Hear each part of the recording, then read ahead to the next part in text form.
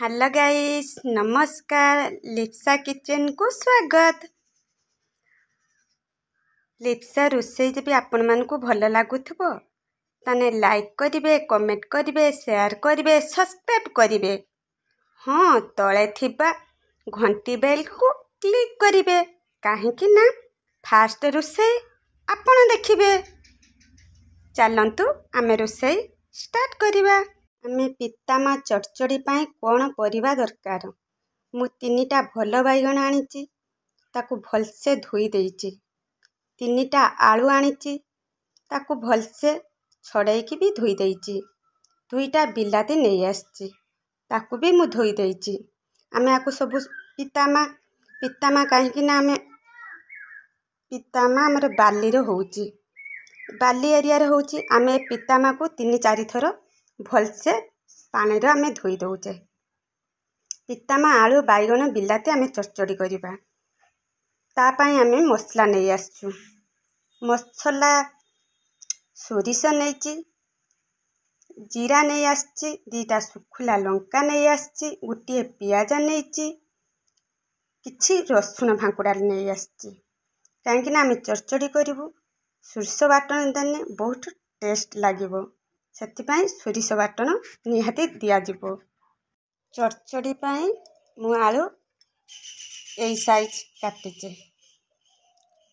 बेसी मोटा नुह कि बेसी पतला नुह, एई साइज करके मु आलू काटिचे। बैगन भी सही सरू सरू करके काटिचे, बिलाती भी काटी नहींची, पितामा भी काटी देइचे। आमे ताको सबु मु तो धोई देइथिली, पुणी ताको पानी दे देइची। कोन पाई पानी देइची ना बैगण हमर कला पड़ी जिवो, सेति पाई मु बैगण लो पानी दे देली। एबे चलंतु आमे मसला बाटिबा। एबे आमे मसला बाटिबा। आपण चाहिने मसला को शिलर भी बाटी परिबे, ग्राइंडर भी करि परिबे। काहेकि ना शिलर बाटंतु कि ग्राइंडर करंतु, किंतु चिकन हबा दरकार। काहेकि ना आमे चड़चड़ी करिबा, ए मसला हमर चिकन हबा दरकार। मसला हमर रेडी हो गला। देखंतु केते चिकन हेची। मु को ए मसला मु ग्राइंडर कर नेली। आपण चाहिए शिलर भी बाटी परिबे, भी ग्राइंडर करि परिबे। देखंतु एमिति चिकन हबा दरकार। वर्तमान हम कड़ाई ताती गला, आमे किछि तेल दबा। काहेकि ना आपण चाहिए सोरिष तेल भी रांधि परिबे, रिफाइन भी रांधि परिबे। आमे किछि 5 फुटण तेलर छाड़िबा। तापरे धोई की रखितिले जो परिबा, से परिबा को आमे पकेई दबा। सबु परिया हमर पड़ी साइला परे आमे 2 थर ताकू डांगी दबा। तेलर परिबाटा सतुलिले आमे स्वाद अनुसार लुण दबा, किछि हळदी गुंड दबा। आमे ताकू भलसे डांगी दबा।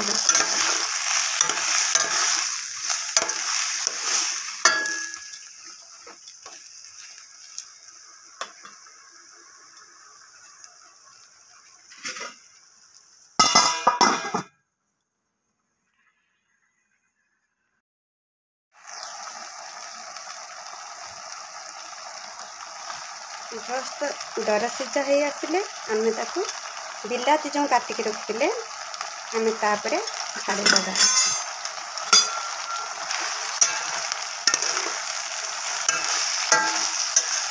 भलसे डांगी दबा।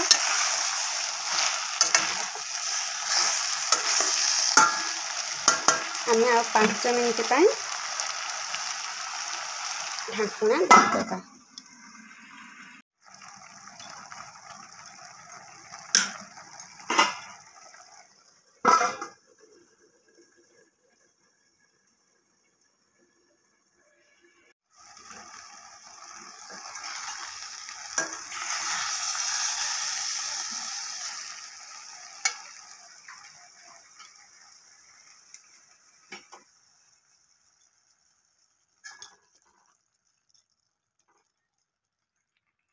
मो रोषेई तो सरीगला।